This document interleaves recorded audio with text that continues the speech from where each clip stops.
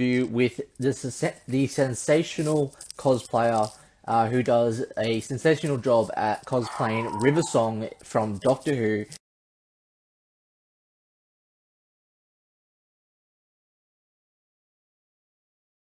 played by Alex Kingston. So yeah, I'm about to add the cosplayer on now to the show, and yeah, have a chat with the cosplayer. Here we go. Hey, how's it Hello. going? Great. How are you? Yeah, really good, thanks. I just want to say first up, thank you so much for taking the time to join my show. It's such an incredible pleasure having you on the show for today. To people that don't know who you are, if you give like a bit of backstory about yourself, and then we'll dive right into the questions. Okay. Well, thank you very much for having me on the show. I'm glad we could finally connect because I know the last time we tried to do a show, you weren't feeling well. So I'm glad we're finally together. Yes. um, but I'm Tara, and I am part of the Cosparlor, which is a cosplay hub community for cosplayers to support one another and encourage one another and share tips and what have you, just so that we can all kind of grow together and be the best cosplay community that we can be. I've been technically cosplaying since 2017, but I've been a costumer since I was probably 12 and about like wanting to look like screen accurate costumes since I was 12. So I've been doing that for a while. Um, and then I'm definitely a Doctor Who fan. It's like one of my biggest fandoms. So most of my cosplays are either Doctor Who or anything within the Walking Dead universe. I love that. So we'll dive right into the questions now. So for my very first question, as people can tell, River Song, you cosplay the sensational River Song played by Alex Kingston. What does River Song mean to you? Like, what does cosplaying River Song mean to you? Well, it's very liberating. There is a river song that lives deep down inside of my psyche that has always been there. And I've always been a very shy person, and this cosplaying her allows that part of my personality to come out and shine. And it's just it's like being transformed into River Song really allows us, like that part of my personality that's not normally shown, to just come out and be alive and have a good time. And playing River Song, as I've gotten to know the character more through watching it over and over again, I've actually realized there's a lot of similarities in our point of view, our personalities, um, uh, just sense of humor, things like that. So it means a great deal to me. I feel very close to the character. I sometimes forget that I'm not River Song. I love that. Uh, yeah, but the hair helps. It does. Oh, this is my cat Henry. He likes to hang out Aw, hang out with us. So so if you cute. don't mind. No, Thanks. I don't mind. I have a dog named Nissa, and she's like Nissa Uh, from Doctor Who. I got it the name from Doctor Who from back yeah, in Old Classic. Love the name Nissa. But anyways, yeah, on to the next question for you. So, yeah. how long have you been cosplaying like River Song for? Like, what made you decide, hey, like I want to get into River Song? Well, I only did the first like Doctor Who cosplay I ever did was 13 back in 2000 and is it 18? I think it was 18 when she came out. And I was one of the first people to cosplay her, and I just loved it. And I met a fellow friend of mine through that at a convention, and so we started doing a lot of Doctor Who stuff. And then I bought this curly wig during lockdown because I was bored, and I was like, I need to do something. I This isn't the actual wig I bought, but I bought a curly wig just to like I felt like I needed big hair for some reason. I didn't know why. And so I put it on, and I was talking to my friend, and he's like, "Oh my God, you got to do River now." And I was like, "Oh my God, you're right. I have to do River." So that was it. I was like, "You're right. I have to do River." And I identified more with River than I did with 13. So from that moment on, I was like, I was online looking for every bit of like cosplay material I could find, like the clothing, which is very hard to find, by the way, and it's very expensive. So I broke the bank being River. But it's been about a year. So that was about a year ago that I actually officially started cosplaying River Song. And that's when I became the Cosparlor as well and started that IG account. Awesome. So on to my very next question for you. So if River Song could meet Jodie's Doctor, the 13th Doctor, what kind of like storyline would you want for that and why? I would love for them to be able to be in the same scene together, hanging out together, flirting.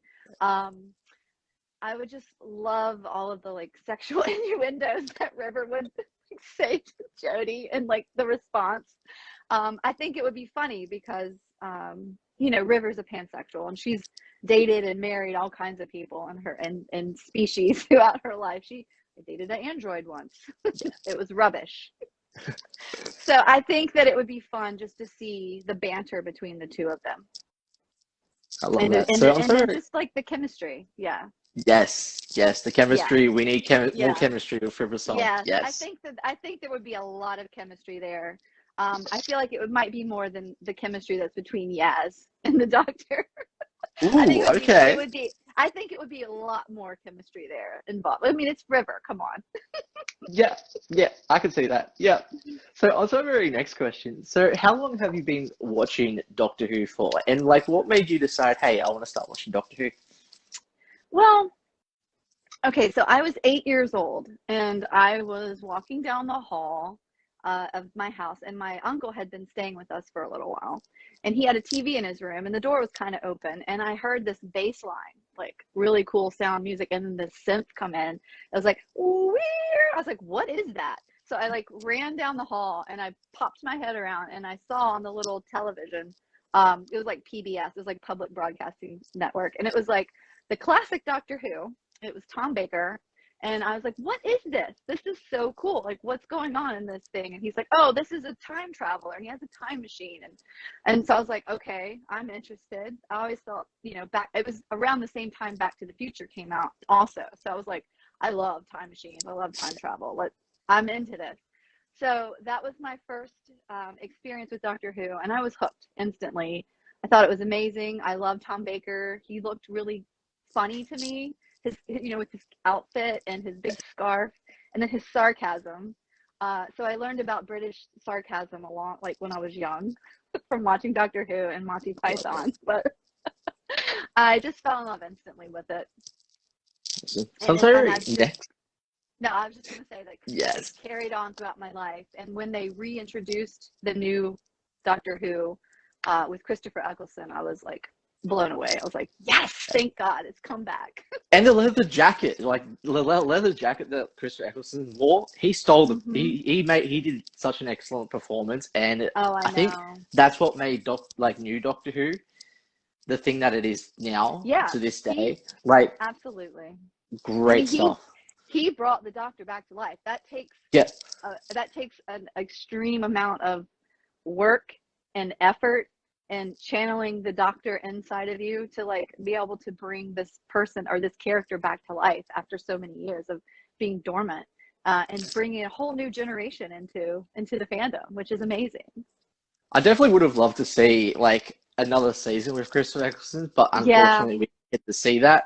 I But I did. know. I don't know if you heard the Queen actually asked Chris Eccleston to do another season, and he turned the Queen down. Yeah, I'm he like, feels very strongly about not being the Doctor again. I don't. yeah, It's unfortunate. I respect his decision. I think he's a brilliant actor, and I have so much respect for him for that, as well as thankful because he brought back the Doctor for us. yes. Um, it's a shame. It would be really nice to have him involved with some Doctor Who stuff these days, for sure. Especially, it would be kind of cool if he came back for like the 60th anniversary. Yes, That yes, would be a yeah, great surprise. Like, I wow. know. Well, he's Yeah. got his hair. Well, I don't. I Doctor know. I Spicer saw actually. that. Yeah, he got his hair short now, which is Yeah. like That's. I'm maybe. wondering. Yeah. Well, Yeah, you who know that. knows? You know, do you remember when with the other episodes when it was live and you never knew who the next Doctor was going to be until the Yeah, regeneration, and so it's like I feel like the last two times it's like they've kind of like given us who the new Doctor will be before it yeah, happens. So it's like taking that element of surprise away from us. So maybe, fingers crossed, this would be like the ultimate surprise. Like it would be awesome. yeah, yes. So on to the very next question for you. So, who would be your like all-time ultimate favorite Doctor and why? Okay, so I have two favorite doctors because I feel like the classic Who is a Doctor Who in itself. I mean, they're all Doctor Who to me. But I have a different affiliation with each one of them because I was in different parts of my life when I watched them. Tom Baker, hands down, he's my favorite classic Doctor Who because he was my first doctor that I was ever introduced to. Plus, you know, he had 6 seasons. He really brought the character to life. Um, and I feel like a lot of the doctors kind of use him as a template, you know, to draw their new kind of personality from that original. Like he was such a big personality that I see him in almost every single doctor that's been there since. So he's definitely one of my favorites. And then my new doctor, who is my favorite, is Peter Capaldi. This guy right here. I'm gonna get my photo of him because I got to meet him and it was such an honor. So Peter Capaldi I is, love that. yeah, Yeah. I love him. I think he was the doctor that was like questioning himself the most and really like he was arrogant, but he wasn't like arrogant like carelessly. Like he believes that he knows what he's talking about and he's lived so long and he's questioning, am I a good man? Am I a good person?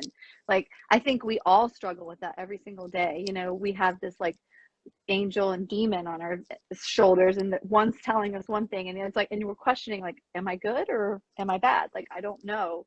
I mean, I think we all know like what we are, but the fact that he actually questioned that was very humbling, and it he gained a lot of my respect because of that. I think that was just it was it was a big thing for him to do that particular character, and it drew a great storyline as well. Yes, I love that. So I'm trying to read next question for you. So who would be your like all-time favorite Doctor Who companion and why? Okay, so of all the companions, and this is hard, and this is something I've actually just realized because I watched Doctor Who from beginning to end. As soon as I watched the entire like all of the like seasons, I start over. It's kind of like the one thing that I watch all the time. It's like my go-to. And so this was probably the second time around that I saw the Bill Potts companion. And I didn't notice it when I first watched Bill Potts as the companion until this second time around. And I really gained a lot of respect for her. She's my favorite because I felt like she was the only one that would like, of the new Doctor Who, because I know in the past there was more characters like her who would question the doctors, you know, but she would always question him and ask him, well, why? Like she wanted to know the why because of, you know, like why is that? And I'm curious, where a lot of the other companions just kind of took his word for everything and learned through experiences, but before she did anything she questioned him always, and I think he respected her for that. He said, this is a very brilliant, intelligent person and I want to give them the best opportunity to flourish. And um so Bill is my favorite companion. Awesome. So I'm trying to read next question. So who would be your all-time favorite like villain of all time from Doctor Who franchise and why? And if you could see a villain come back, maybe possibly for the 60th, who would you want and why to come back? Okay. Well, of all the villains, I have to say the Weeping Angels are my favorite. I think they're very complex creatures. There was always a question in the back of my mind, even before like the Flux came and it was revealed that they were actually Time Lords. I always had a feeling that they were somehow linked to Time Lords because I don't know if you remember the episode, and I don't know the name of the episode, but it was David Tennant's episode with the Master, and it was Uh, with Rassilon, and there was the yes. woman in the back, and she was doing this. There was two people they were doing this, and I was like, that's weird. Why are those Time Lords doing this? I was like, that's very Weeping Angel-y. And then I was like, well, maybe it's like a punishment for Time Lords. They have to be Weeping Angels. Like, I love Yep. I love them. They're scary. The thought of not being able to blink and they come closer to you. I also like that they don't actually kill you, which is good. Like they don't technically kill you, which a lot of the other villains do, like Cybermen and Daleks and like the Ice Warrior. They all kill you. They just take your potential or energy and then send you back to the path to live out your life, which a Yeah. time travel too. So that's kind of cool. You get to time travel. You don't die. You just get to time travel. But I love them. They're my favorite villain. And I know that they just came back in the like a few episodes ago, but it would be cool to bring them back again in the 60th because David Tennant will be there too. So it's like Yeah. he was the doctor when they introduced the Weeping Angels. So it would be fun to have that happen. Awesome. So on to our next question. So what would be your like most favorite Doctor Who episode of all time and why? Okay, so this goes back to Peter Capaldi. My favorite episode of all time is, well, it's two because they're kind of, they go together. It's Heaven Sent and Hellbent. And the reason I like that is because there was a lot, it was, I was in college at the time and I was studying a lot of philosophy during that time. And it was really philosophical, I thought, of like going into this, like reliving this thing over and over again, very Groundhog Day, like having to figure out what it is that you're doing wrong to get past. And it was funny because it was like all he had to do was say he doesn't know, you know? And so it was kind of like killing his ego, which is it's another humbling thing that I respect about him. And it's funny that it took him like so many tries to figure that out. And then he also had time to sit and think about, am I a good man? I mean, he had that portrait of Clara there to remind him of what had happened with that whole, with their relationship and what happened to her. And I feel like he got to the bottom of himself and discovered that he is a good man. Like he discovered himself in those two episodes, and his determination to break through the barrier that was like keeping him from becoming who he really should be, you know, like that wall where he just punched it every day over and over again until finally he broke free. I think it's just a great like analogy of how we should live our lives every day, like questioning ourselves and looking inside of ourselves and, you know, thinking about all the things that we should do to improve ourselves and then not giving up. Like if you believe in something, then fight it, do it as hard as you can until you get there. So those are my favorite two episodes. I just thought visually and conceptually they were really amazing. So on to the next question. So what do you think of David Tennant returning for the 60th anniversary? And yeah, what's your thoughts and theories on that? Okay, I'm super excited, number one, because I've been waiting for him to come back, and especially with Catherine Tate as Donna Noble. Like that. So if you would have asked me maybe 6 months ago who my favorite companion was, it would have been her, which she still is very close to my heart because I love her as well. So I'm excited about the return of those two, that duo. My theory is because I'm like, well, why are they together? Because, you know, when he left her, it's like, if you ever see me again, it could kill you because all your memories would be back and your brain would like fry. So it's like, something's going on. So it's either another timeline before Dr. Donna happened, or it's a parallel universe where they somehow have like come into this world. So those are my theories. It could be either one of those. I love how I've been hearing a lot of rumors that David Tennant's Doctor could be the 14th Doctor, like after Jodie, but like holding his back, like his regeneration back, and then it becomes Ncuti Gatwa. Yes. But there's so many theories. He's got Jodie Whittaker's TARDIS, which kind of makes sense. Right. But right. At the end of the day, it's like, could it be the 14th Doctor? And like David Tennant's mustache too.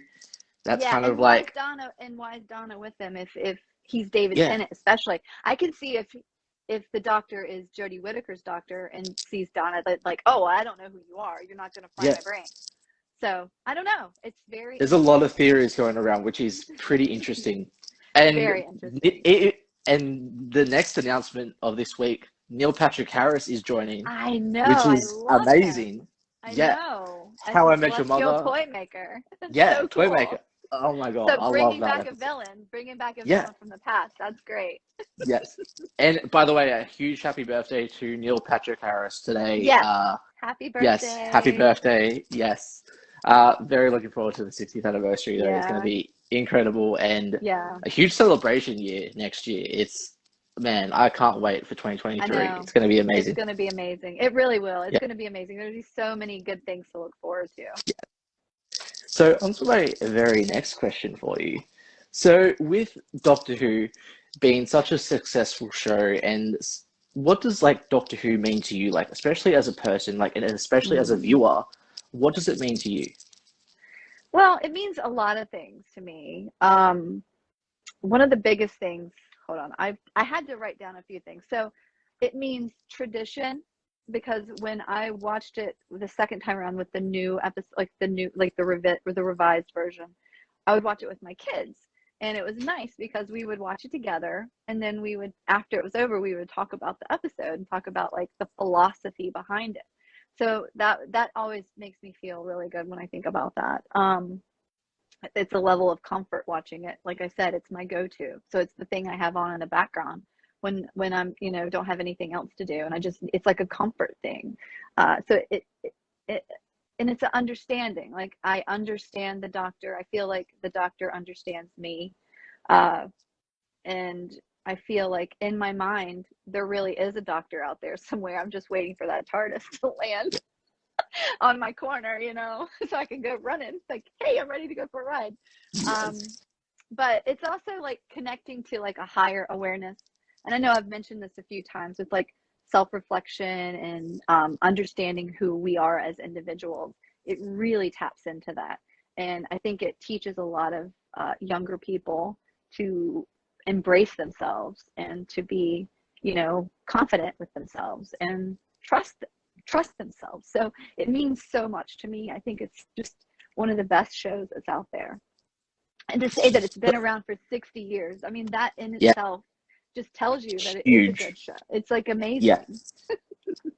I have to ask, by the way, if you could travel in any time period, any Oh place, where would you want to go to and why? my gosh, this is such a loaded question. Um, I think though, honestly, my dad has always said, Tara, you were born 30 years too late. You should have been like in your prime in the 60s. I would like to go back to the 60s, I think, just because I feel like that was a time of a lot of like political change, like on all fronts, like, civil rights, women's rights. Um, there was just so much going on. And I feel like it would be kind of cool to like sit back and watch it as a fly on the wall, just to see for myself, like what was really happening at that point in time. Plus, it'd be kind of cool to like run into my parents, Yes. be like, Yes. hey, not let them know who I am, but just see what they were like Yes. when they I were love that. younger. Oh, I love that. So, on to my very last question. So, what's like next for you? Like anything that you like to announce on the show? Well, yeah. So I'm definitely going to keep cosplaying. And my husband and I have actually put together a project. It's called the Cosparlor Creative Agency, and it's an agency for cosplayers to help get them jobs and get paid doing what they love doing. And so actually we're working on a project right now, and it's kind of like got the theme of the 90s. So we've reached out to a few of the people who have signed up to our agency, and that's going to roll out in the next month. And I can't really say too much about it, but be on the lookout for it. It's going to be that particular project that we're working on is going to be amazing. Um, but it's the Cosparlor Creative Agency, and we're super excited about that because, as cosplayers, it's hard to get jobs doing what you do for several reasons. There's like intellectual property going on, like people don't want to pay you for something like that because and then there's also just like it's just hard to find jobs because actors will get jobs before cosplayers. Somebody who does it for a hobby will get bypassed for someone who does it for a living. So that's exciting, and hopefully we can reach out and help out a lot of cosplayers who are out there that want to actually earn some money doing what they love and what they're passionate about. And then the other thing is we're also launching a podcast that's going to be coming out soon. It's in the works right now. We're working on recording all of that right now, and it's called the Science and Philosophy of Cosplay. And it basically breaks down the science and the philosophy behind cosplay. Uh, background, my husband and I, he was in environmental science, and I am a nurse, a neuroscience nurse. So we have like we both love science. We're science nerds, and we both love cosplay. And then we want to talk about the philosophy behind it all. So be on the I lookout for love that as well. Yes. Well, I just want to say thank you so much for joining my show. It has been such an incredible pleasure having you on the show for today. Do you have like any last final thoughts or anything that you'd like to say to people on the show? Yeah, I just want to say that cosplay is something that you can start at any level and any experience. You can, and any skill set that you have, you can apply it to cosplay. And don't be discouraged because you don't have the screen accurate costume or the best build out of EVA foam. Just follow your heart. And it's like yoga, you know, everyone practices yoga at different levels, just like cosplay.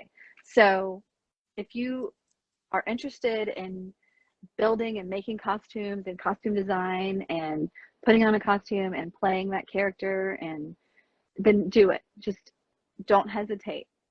There's lots of resources out there for you on YouTube, on the internet, everywhere. I have lots of resources for you too. So Mama Bear will help you out. Just DM me anytime, any questions. I'm always there for you.